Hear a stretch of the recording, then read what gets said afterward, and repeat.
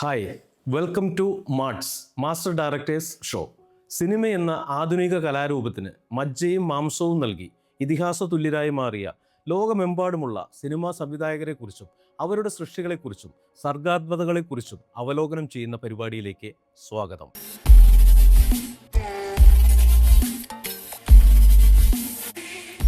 Hitchcock എന്ന പേരിൽ ആഗോള സിനിമാ പ്രേമികൾക്കിടയിൽ ഇന്നും ഒരു അത്ഭുതമായി ജീവിക്കുന്ന sir Alfred Joseph Hitchcock suspense ജോണറിലുള്ള ആധുനിക ലോക സിനിമയുടെ തലതൊട്ടപ്പൻ.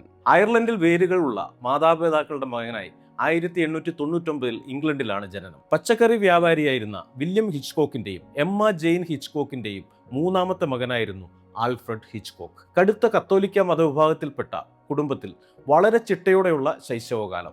അന്തർമുഖനും ശാന്തനുമായിരുന്ന ഹിച്ച്കോക്ക് സ്കൂൾ വിദ്യാഭ്യാസം പൂർത്തീകരിച്ചത് ജെസ്യൂട്ട് സ്കൂളിലായിരുന്നു. അവിടുത്തെ കഠിനമായ ശിക്ഷാരീതികളും അതുവഴി ഉത്ഭവിച്ച ഭയവും കുഞ്ഞു ഹിച്ച്കോക്കിനെ മനസ്സിനെ ഏറെ സ്വാധീനിച്ചിരുന്നു. ഒരിക്കൽ ഒരു ചെറിയ തെറ്റ് ചെയ്തതിനുള്ള ശിക്ഷയായി സ്വന്തം പിതാവ് തന്നെ അവനെ പ്രാദേശിക പോലീസ് സ്റ്റേഷനിലേക്ക് അയച്ചു. പോലീസ് അവനെ 5 മിനിറ്റ് ലോക്കപ്പിൽ പാർപ്പിച്ചു. അന്നത്തെ മാനസികാവസ്ഥയെക്കുറിച്ച് പ്രശസ്തരായതിനു ശേഷം ഹിച്ച്കോക്ക് ഒരു അഭിമുഖത്തിൽ പറഞ്ഞത് ഇങ്ങനെയായിരുന്നു: അന്നു മുതൽ പോലീസ്, ശിക്ഷ, കുറ്റബോധം എന്നിവ മനസ്സിൽ ഒരു സ്ഥിര ഭയമായി മാറി. അത് സത്യമായിരുന്നു എന്നുള്ളതിന്റെ തെളിവാണ് പിന്നീട് ഹിച്ച്കോക്കിന്റെ പ്രശസ്തമായ പല സിനിമകളുടെയും ഇതിവൃത്തത്തിലൂടെയും കഥാപാത്ര രചനയിലൂടെയും നമുക്ക് വായിച്ചെടുക്കാനാവുന്നത്. അതുകൊണ്ട് തന്നെയാണ് റോങ്ലി അക്യൂസ്ഡ് മാൻ അഥവാ തെറ്റായി കുറ്റം ചുമത്തപ്പെട്ടവൻ എന്ന റെക്കറിംഗ് തീം ഹിച്ച്കോക്ക് സിനിമകളിലെ പോലീസ്മാൻ ലോക്കപ്പ് സീനുകളിൽ തെളിഞ്ഞു കാണാനാകും. വായനയും ഭൂപടം വരയ്ക്കലും സിനിമ കാണലും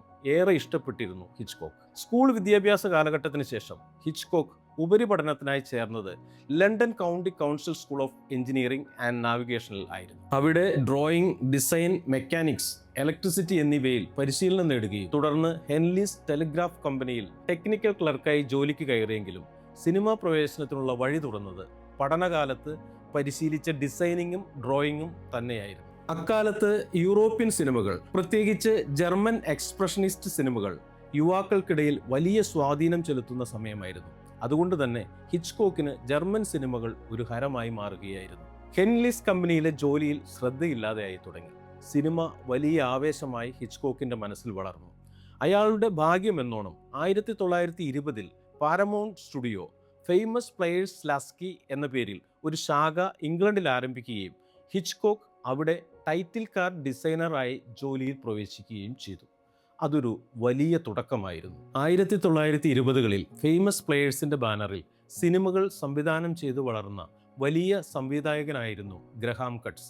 സിനിമകളിൽ ടൈറ്റിൽ കാർഡ് ഡിസൈനറായി ജോലി തുടങ്ങിയ ഹിച്ച്കോക്ക് പതിയെ അസിസ്റ്റന്റ് ഡയറക്ടറായും കോ റൈറ്ററായും വളർന്നു. അക്കാലത്ത് ഇറങ്ങിയ പ്രശസ്ത ചിത്രങ്ങളായ Woman to Woman, The White Shadow, The Passionate Adventure തുടങ്ങിയ സിനിമകളിൽ ഗ്രഹാം കട്ട്സിനോടൊപ്പം ഹിച്ച്കോക്ക് പ്രവർത്തിച്ചു. ഗ്രഹാം കട്ട്സിന്റെ വിഷ്വൽ സ്റ്റോറി ടെല്ലിങ്ങും സൈറ്റ് ഡിസൈനും ഹിച്ച്കോക്കിന്റെ സിനിമാ ജീവിതത്തെ വല്ലാതെ സ്വാധീനിച്ചു. ചുരുക്കം പറഞ്ഞാൽ ഗ്രഹാം കട്ട്സ് ഹിച്ച്കോക്കിന് ഗുരുവായി മാറുകയായിരുന്നു. ഈ ബന്ധമാണ് 1924 ഹിച്ച്കോക്കിനെ ജർമ്മനിയിൽ എത്തിച്ചത്. 1925 ഗെയിൻബറ പിക്ചേഴ്സിലെ മൈക്കിൾ ബാൽക്കൺ ഹിച്ച്കോക്കിന് ആദ്യ ചലച്ചിത്രം സംവിധാനം ചെയ്യാനുള്ള അവസരം നൽകി. ദ പ്ലഷർ ഗാർഡൻ എന്ന ഈ ചിത്രം ജർമ്മനിയിലെ UFA സ്റ്റുഡിയോയിലാണ് നിർമ്മിച്ചത്. ഇത് വലിയ പരാജയമായി മാറിയതോടെ ഹിച്ച്കോക്കിന്റെ സിനിമാ ജീവിതം തന്നെ പ്രതിസന്ധിയിലായി. എന്നാൽ 1926 ത്രില്ലർ വിഭാഗത്തിലെ ആദ്യ ചിത്രമായ The Lodger, A Story of the London Fog സംവിധാനം ചെയ്തുകൊണ്ട് ഹിച്ച്കോക്ക് വലിയ തിരിച്ചുവരവ് നടത്തി. 1927 ജനുവരിയിൽ UK പ്രദർശിപ്പിച്ച ഈ ചിത്രം ഒരു വൻ വിജയമായി തീരുകയും മാധ്യമ ശ്രദ്ധയും നിരൂപക പ്രശംസയും ഒരുപോലെ പിടിച്ചുപറ്റുകയും ചെയ്തു. ഈ സിനിമയുടെ ചിത്രീകരണത്തിനിടയ്ക്കാണ് തന്റെ അസിസ്റ്റന്റ് ഡയറക്ടറായ അൽമ റെബിലിനെ ഹിച്ച്കോക്ക് ജീവിത പങ്കാളിയായി സ്വീകരിക്കുന്നത്. പിന്നീട് അങ്ങോട്ട് ഹിച്ച്കോക്കിന്റെ ജൈത്രയാത്രയായിരുന്നു. 1929 ഹിച്ച്കോക്ക് തന്റെ 10ാമത്തെ ചിത്രമായ ബ്ലാക്ക് മെയിൽ എന്ന ചിത്രത്തിന്റെ പണിപ്പുരയിലേക്ക് കടന്നു. ബ്രിട്ടീഷ് സിനിമയിലെ ആദ്യത്തെ ശബ്ദിക്കുന്ന സിനിമയായിരുന്നു അത്. ക്ലൈമാക്സ് രംഗങ്ങൾ ബ്രിട്ടീഷ് മ്യൂസിയത്തിലെ ഡോമിൽ ചിത്രീകരിക്കുക വഴി ഉദ്വേഗജനകമായ രംഗങ്ങൾ പ്രശസ്ത സ്ഥലങ്ങളുടെ പശ്ചാത്തലത്തിൽ ചിത്രീകരിക്കുന്ന ഹിച്ച്കോക്ക് സങ്കേതത്തിന് തുടക്കം കുറിക്കപ്പെട്ടു. 1933 ഗോമൺ ബ്രിട്ടീഷ് പിക്ചർ കോർപ്പറേഷനു വേണ്ടി തനിക്ക് ആദ്യമായി സ്വതന്ത്ര സംവിധായകനാകാൻ അവസരം തന്ന മൈക്കിൾ ബാൽക്കണുമൊത്ത് സഹകരിക്കാൻ ഹിച്ച്കോക്ക് തീരുമാനിച്ചു. ആദ്യ ചിത്രമായ the man who new too much ഒരു വലിയ വിജയമായിരുന്നു. രണ്ടാമത്തെ ചിത്രമായ ദ 39 സ്റ്റെപ്സ് ഹിച്ച്കോക്കിന്റെ ആദ്യകാല ചിത്രങ്ങളിലെ മികച്ചവയിൽ ഒന്ന് തന്നെയായി ഇന്നും കണക്കാക്കപ്പെടുന്നു. മക്ഗഫിൻ എന്ന കഥാസങ്കേതം ആദ്യമായി ഈ ചിത്രത്തിൽ ഹിച്ച്കോക്ക് ഉപയോഗിച്ചു. കഥാഗതി പൂർണ്ണമായും ഒരു ഘടകത്തിൽ ആശ്രയിച്ച് നിൽക്കുന്ന പ്രതീതി ഉളവാക്കുമെങ്കിലും ആത്യന്തികമായി ഒരു സ്വാധീനവും ഈ ഘടകം കഥയിൽ ചെലുത്തുന്നില്ലെന്ന് വെളിപ്പെടുത്തുന്ന രീതിയാണ് മക്ഗഫിൻ. ഹിച്ച്കോക്കിന്റെ തുടർന്നുള്ള പ്രധാന വിജയം 1938 പുറത്തിറങ്ങിയ ദ ലേഡി വാനിഷസ് എന്ന ചിത്രമായിരുന്നു. ചടുലമായി കഥ പറഞ്ഞ ഈ ചിത്രം വാൻഡിക എന്ന സാങ്കല്പിക രാജ്യത്തിലെ ട്രെയിനിൽ വെച്ച് കാണാതാകുന്ന വൃദ്ധയെക്കുറിച്ചുള്ളതായിരുന്നു. ഹിച്ച്കോക്കിന് അസാമാന്യ വിജയം സമ്മാനിച്ച ചിത്രമായിരുന്നു ഇത്. തുടർച്ചയായ വിജയങ്ങൾ വഴി ആത്മവിശ്വാസം വർദ്ധിക്കുക മാത്രമല്ല, അതുവഴി ചില അഭിമുഖങ്ങളിലൂടെ ഹിച്ച്കോക്കിൻ്റെതായി ചില വിവാദ പ്രസ്താവനകളും പുറത്തു വന്നു തുടങ്ങി. അതിലൊന്നാണ് അഭിനേതാക്കൾ കന്നുകാലിക്കൂട്ടങ്ങളാണ് എന്ന പ്രസ്താവന. സിനിമയോട് പുച്ഛമുള്ള ചില നാടക നടന്മാരെ കുറിച്ചാണ് പറഞ്ഞതെന്ന് വിശദീകരണം വന്നെങ്കിലും പൊതുജനത്തിന് അത് അത്ര കണ്ട് സ്വീകാര്യമായിരുന്നില്ല എന്നതായിരുന്നു വാസ്തവം. 1939 മുതൽ ഹിച്ച്കോക്കിന്റെ സിനിമാ ജീവിതത്തിലെ ഒരു പുതിയ അധ്യായം തുറക്കുകയായിരുന്നു. ഇംഗ്ലണ്ടിൽ സിനിമാ ചിത്രീകരണത്തിന് നേരിടേണ്ടി വരുന്ന സാമ്പത്തിക ബുദ്ധിമുട്ടുകളുമായി തട്ടിച്ചു നോക്കുമ്പോൾ അമേരിക്കൻ സ്റ്റുഡിയോകളിലുള്ള വിപുലമായ സൗകര്യങ്ങൾ ഹിച്ച്കോക്കിനെ ഹോളിവുഡിലേക്ക് ആകർഷിച്ചു. 1939 മാർച്ചിൽ ആരംഭിക്കുന്ന 7 വർഷത്തെ കരാർ ഡേവിഡ് ഒ സെൽസ്നിക്കുമായി ഒപ്പുവെച്ച ശേഷം ഹിച്ച്കോക്കും കുടുംബവും അമേരിക്കൻ ഐക്യനാടുകളിലേക്ക് കുടിയേറി. 1940 തന്റെ ആദ്യത്തെ ഹോളിവുഡ് ചിത്രമായ റെബേക്ക ഹിച്ച്കോക്ക് പുറത്തിറക്കി. അമേരിക്കൻ ചിത്രമെങ്കിലും കഥയുടെ പശ്ചാത്തലം ഇംഗ്ലണ്ടായിരുന്നു. ഇംഗ്ലീഷ് എഴുത്തുകാരനായ ഡാഫൻ ദു മുറിയറുടെ ഒരു നോവൽ ആസ്പദമാക്കി നിർമ്മിച്ച ഈ ചിത്രത്തിൽ sir Laurence Olivier, Joan Fontaine തുടങ്ങിയവർ അഭിനയിച്ചു. Best picture, cinematography, best director, best actor, actress, supporting actress, screenplay, art direction, editing, special effects, original score തുടങ്ങി 9ഓളം നോമിനേഷനുകൾ ഈ ചിത്രത്തിനു വേണ്ടി 1941 സമർപ്പിക്കപ്പെട്ടെങ്കിലും best picture, best black and white cinematography എന്നീ വിഭാഗങ്ങളിൽ റെബേക്ക അവാർഡുകൾ വാരിക്കൂട്ടി. സംവിധാനത്തിന് പുരസ്കാരം നേടാനായില്ലെങ്കിലും മികച്ച ചിത്രത്തിന്റെ സംവിധായകൻ എന്നതിലുപരി Gothic melodrama, psychological suspense, domestic thriller എന്നീ വിഭാഗങ്ങൾക്ക് ലോക സിനിമയിൽ തുടക്കം കുറിച്ചതും അവയ്ക്ക് ശില്പശൈലി നൽകിയതും ഹിച്ച്കോക്ക് തന്നെയെന്ന് നിസ്സംശയം പറയാം. ഹിച്ച്കോക്കിനെ പ്രശസ്തിയുടെ വാനോളം ഉയർത്തിയ ഇത്തരം ചലച്ചിത്ര ശൈലികൾ തന്നെയായിരുന്നു അദ്ദേഹത്തിൻ്റെ സിഗ്നേച്ചർ സ്റ്റൈൽസ്. റെബേക്ക എന്ന ചിത്രത്തിൽ ഭാര്യയ്ക്ക് ഭർത്താവിനോടുള്ള അരക്ഷിത ബോധവും മുൻ ഭാര്യയുടെ അദൃശ്യ സാന്നിധ്യവും സാക്ഷാത്കരിക്കുക വഴി ഹിച്ച്കോക്ക് ഫിമെയിൽ ഗോത്തിക് എന്ന സബ് ജോണർ കൂടി ചലച്ചിത്ര ലോകത്തിന് സമ്മാനിച്ചു. അങ്ങനെ റെബേക്ക എന്ന ചലച്ചിത്രം പിന്നീട് വന്ന ഒരുപാട് വിജയ ചിത്രങ്ങൾക്ക് പ്രചോദനമായി. Gaslight, Dragonwyck, My Cousin Rachel, The Spiral Staircase, The Innocents കൂടാതെ ഹിച്ച്കോക്കിന്റെ തന്നെ സസ്പീഷ്യൻ, നൊട്ടോറിയസ് എന്നിവയും ഈ ശൈലിയിൽ പിറന്ന വിജയ ചിത്രങ്ങളാണ്. തൊട്ടടുത്ത വർഷം ഹിച്ച്കോക്ക് ആരാധകരെ ഞെട്ടിച്ചുകൊണ്ട് സിനിമാ ശൈലിയിൽ ഒരു വലിയ മാറ്റം വരുത്തി. റൊമാൻറ്റിക് കോമഡി വിഭാഗത്തിൽ ഹിച്ച്കോക്കിൻ്റെതായ ആദ്യത്തെയും അവസാനത്തേതുമായ ഒരു ചിത്രം പിറന്നു. മിസ്റ്റർ ആൻഡ് മിസ്സിസ് സ്മിത്ത് എന്ന ഈ ചിത്രത്തിൻ്റെ ഏറ്റവും വലിയ പ്രത്യേകത അന്നത്തെ ഏറ്റവും വലിയ സിറ്റുവേഷണൽ കോമഡി താരമായിരുന്ന കരോൾ ലൊംബാർഡ് ലീഡ് റോളിൽ വന്നു എന്നത് തന്നെയാണ്. നായികമാർ കോമഡി കൈകാര്യം ചെയ്യുന്നത് വളരെ വിരളമായിരുന്ന അക്കാലത്ത് കരോൾ ലൊംബാർഡ് സ്ക്രൂബോൾ കോമഡിയുടെ താരരാജ്ഞിയായിരുന്നു. ഹിച്ച്കോക്കിൻ്റെ തന്നെ വാക്കുകൾ കടമെടുത്താൽ ആ സിനിമ സംവിധാനം ചെയ്യാനുള്ള ഏറ്റവും വലിയ പ്രചോദനം സുഹൃത്ത് കൂടിയായ കരോൾ ലൊംബാർഡിൻ്റെ നിർബന്ധമായിരുന്നു. സിനിമ ആവറേജ് വിജയമായിരുന്നെങ്കിലും ഹിച്ച്കോക്കിൻ്റെ തനത് ശൈലിയിലുള്ള സിനിമ പ്രതീക്ഷിച്ച ഒരു വിഭാഗം ആരാധകരെ അത് നിരാശയിലാഴ്ത്തി. 1942 ഒരു വിമാന അപകടത്തിൽ കരോൾ ഈ ലോകത്തോട് വിടവാങ്ങുന്നതിന് തൊട്ടു മുൻപ് ചെയ്ത 2 സിനിമകളിൽ ഒന്നായിരുന്നു മിസ്റ്റർ ആൻഡ് മിസ്സിസ് സ്മിത്ത്. ന്യൂയോർക്കിൽ താമസിക്കുന്ന സമ്പന്നരും സ്റ്റൈലിഷുമായ ദമ്പതികളുടെ കഥ പറയുന്ന ചിത്രമായിരുന്നു മിസ്റ്റർ ആൻഡ് മിസ്സിസ് സ്മിത്ത്. ഉള്ളിൽ പരസ്പരം സ്നേഹമുണ്ടെങ്കിലും കളിയാക്കിയും വഴക്കിട്ടും ജീവിതം ആസ്വാദ്യകരമായി ജീവിക്കുന്ന ദമ്പതികൾ. ഒരു നാൾ തങ്ങളുടെ വിവാഹ രജിസ്ട്രേഷൻ നിയമപരമായി അസാധുവാണെന്ന് അവർ മനസ്സിലാക്കുന്നിടത്താണ് കഥയുടെ വഴിത്തിരിവ്. അസാധാരണമായ സംഭവ വികാസങ്ങളിലൂടെ മുന്നേറുന്ന ചിത്രം അവസാനം അവർ വീണ്ടും വിവാഹിതരായി ഒരുമിക്കുന്ന നിമിഷത്തിൽ അവസാനിക്കുന്നു. 1943 ഹിച്ച്കോക്ക് തൻ്റെ സിനിമകളിൽ തനിക്ക് ഏറ്റവും പ്രിയപ്പെട്ടതെന്ന് അദ്ദേഹം തന്നെ പറഞ്ഞ ഷാഡോ ഓഫ് എ ഡൗട്ട് പുറത്തിറക്കുന്നത്. യൂണിവേഴ്സൽ പിക്ചേഴ്സിന്റെ ബാനറിൽ പുറത്തിറങ്ങിയ സൈക്കോളജിക്കൽ ത്രില്ലർ ഹിച്ച്കോക്കിന്റെ കരിയറിലെ ക്ലാസിക് സസ്പെൻസ് മാസ്റ്റർ പീസായി മാറിയ ചിത്രം. ഫിലാഡൽഫിയയിലെ പോലീസിൽ നിന്ന് ഒളിച്ചോടുന്ന മെറി വിഡോ മർഡറർ എന്ന സീരിയൽ കില്ലറിൽ നിന്നാണ് കഥ തുടങ്ങുന്നത്. അങ്കിൾ ചാർലി എന്ന ഈ കഥാപാത്രം സഹോദരി എമ്മ ന്യൂട്ടൺ താമസിക്കുന്ന സാന്റാ റോസ എന്ന മനോഹരമായ പട്ടണത്തിലേക്ക് എത്തുന്നു. സഹോദരിയുടെ കുടുംബം, പ്രത്യേകിച്ച് സഹോദരിയുടെ മകൾ ചാർലി എന്ന് തന്നെ വിളിപ്പേരുള്ള ടീനേജുകാരി വളരെ സ്നേഹത്തോടെ അങ്കിൾ ചാർലിയെ വരവേൽക്കുന്നു. പുറമെ വളരെ മാന്യമായ പെരുമാറ്റത്തിനുടമയായ അങ്കിൾ ചാർലിയും മരുമകൾ ചാർലിയും തമ്മിൽ വളരെ മാനസികമായി അടുക്കുന്നു. എന്നാൽ മുന്നോട്ടുള്ള യാത്രയിൽ അങ്കിൾ ചാർലിയെക്കുറിച്ച് മരുമകൾക്ക് ചില സംശയങ്ങൾ തോന്നി തുടങ്ങുന്നു. പലപ്പോഴായി അങ്കിൾ ചാർലിയുടെ അസാധാരണമായ പെരുമാറ്റമായിരുന്നു അതിന് കാരണം. അതിനിടെ പട്ടണത്തിൽ മെറി വിഡോ മർഡറിനെ കുറിച്ചുള്ള പത്രവാർത്തകൾ നിറഞ്ഞു. ന്യൂട്ടൺ വീട്ടിലേക്ക് 2 യുവാക്കൾ സർവേ നടത്താനെന്ന വ്യാജേന കടന്നുവരുന്നു. അവർ യഥാർത്ഥത്തിൽ ഫെഡറൽ ഡിറ്റക്റ്റീവുകളാണ്. അവരുടെ ലക്ഷ്യം അങ്കിൾ ചാർലി തന്നെയാണോ മെറി വിഡോ മർഡറർ എന്ന് ഉറപ്പാക്കുക എന്നതായിരുന്നു. മരുമകൾ ചാർലിയുടെ മുന്നിൽ സംശയങ്ങൾ വീണ്ടും വളരാൻ തുടങ്ങി.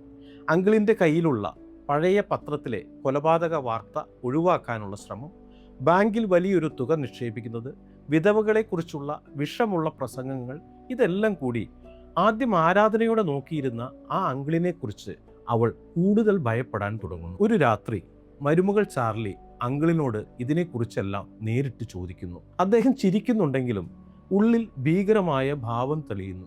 അവസാനം അങ്കിൾ ചാർലി തൻ്റെ രഹസ്യം അറിയുന്ന കുഞ്ഞു ചാർലിയെ തിരിച്ചറിയുന്നു. അദ്ദേഹം ചെറു ചാർലിയോട് പറയുന്നു, ലോകം മുഴുക്കൻ പുഴുക്കൾ നിറഞ്ഞതാണ്. ചിലർ ജീവിക്കുന്നത് മറ്റുള്ളവരെ ഭക്ഷിക്കാൻ മാത്രമാണ്.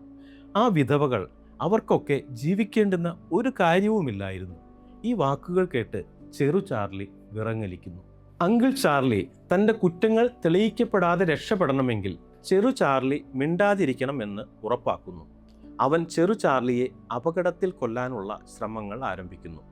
അവളെ പടികളിൽ നിന്ന് തള്ളാൻ ശ്രമിക്കുന്നു. ഗ്യാരേജിൽ കാർ സ്റ്റാർട്ട് ചെയ്ത് പുക കൊണ്ട് ശ്വാസം മുട്ടിച്ചു കൊല്ലാൻ ശ്രമിക്കുന്നു. എന്നാൽ ചെറു ചാർലി അത്ഭുതകരമായി രക്ഷപ്പെടുന്നു.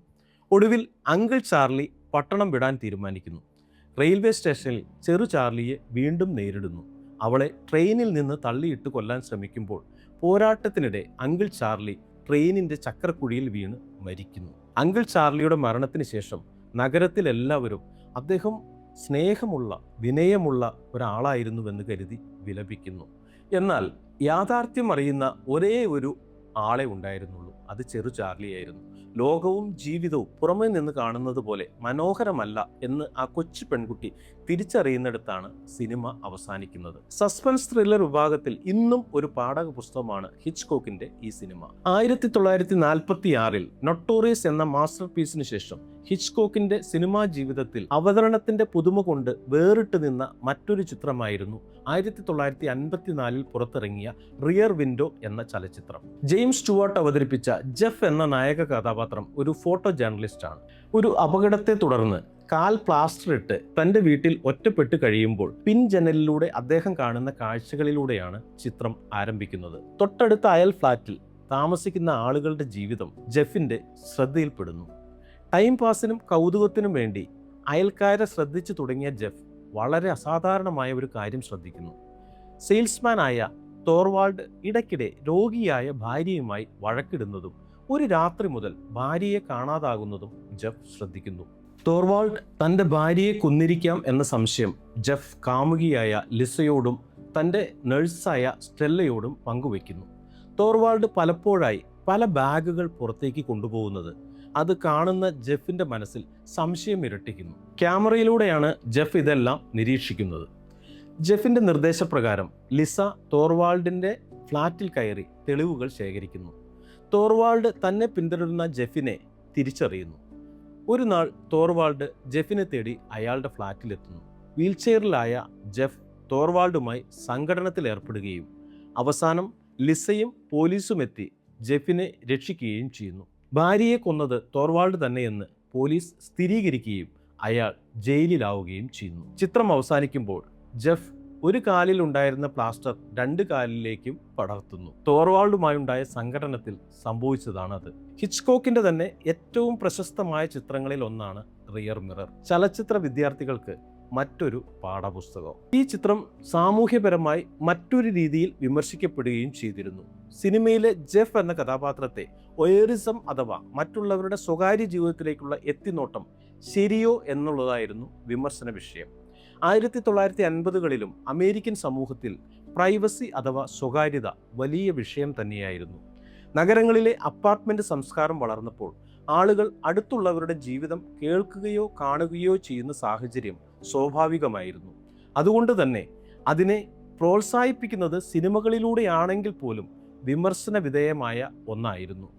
എന്നാൽ സിനിമയിൽ ജെഫ് അത്തരമൊരു പ്രവൃത്തി നടത്തിയതുകൊണ്ടാണ് തോർവാൾഡ് കുറ്റവാളിയാണെന്ന് സമൂഹം തിരിച്ചറിഞ്ഞ് എന്നതായിരുന്നു മറുഭാഗത്തിന്റെ വാദം. അടുത്തിടെ പുറത്തിറങ്ങിയ ഒരു മലയാള ചലച്ചിത്രമായ സൂക്ഷ്മദർശിനിയും ഇതേ അർത്ഥത്തിൽ വിമർശന വിധേയമായിരുന്നു. ഹിച്ച്കോക്കിന്റെ ക്ലാസിക് സിനിമകളുടെ ലിസ്റ്റ് ഇവിടെ അവസാനിക്കുന്നില്ല.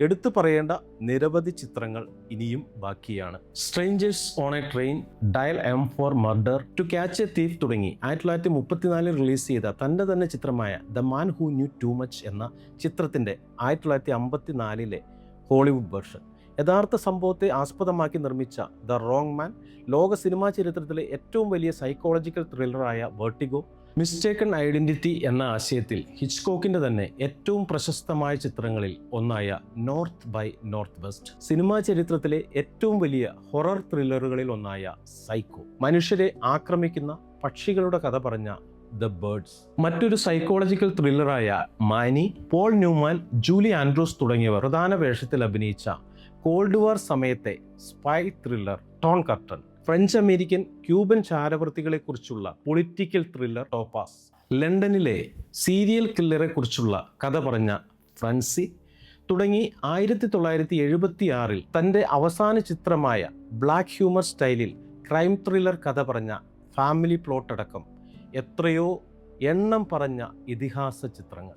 ഫാമിലി പ്ലോട്ട് പുറത്തിറങ്ങിയതിനു ശേഷം ഹിച്ച്കോക്ക് ദ ഷോർട്ട് നൈറ്റ് എന്ന ചിത്രത്തിൻ്റെ പണിപ്പുരയിലേക്ക് കടന്നു. പക്ഷേ ആരോഗ്യ പ്രശ്നങ്ങൾ കാരണം തനിക്ക് ആ ചിത്രം പൂർത്തിയാക്കാൻ കഴിഞ്ഞില്ല.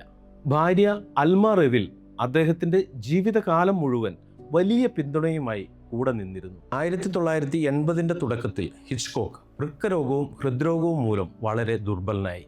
1980 ഏപ്രിൽ 29 ലോസ് ആഞ്ചലസിലെ വീട്ടിൽ 80-ാം വയസ്സിൽ ആ മഹാനായ ചലച്ചിത്ര പ്രതിഭ ഈ ലോകത്തിൽ നിന്ന് വിടവാങ്ങി. മരണത്തിന് ഏതാനും മാസം മുമ്പ് സർ പദവി അദ്ദേഹം ഏറ്റുവാങ്ങിയിരുന്നു. 1980 അദ്ദേഹത്തിന്റെ മരണത്തിന് തൊട്ടു മുൻപ് ബ്രിട്ടീഷ് ക്രൗൺ അദ്ദേഹത്തിന് knight commander of the order of the British empire ബഹുമതി നൽകി ആദരിച്ചിരുന്നു. അങ്ങനെ അരശതാബ്ദത്തോളം നീണ്ട ചലച്ചിത്ര ജീവിതത്തിനിടയിൽ എത്രയോ ക്ലാസിക് സിനിമകൾ ലോകത്തിന് സമ്മാനിച്ചു അദ്ദേഹം. ആ അനധിസാധാരണ പ്രതിഭയ്ക്ക് മുന്നിൽ ആദരാഞ്ജലികൾ.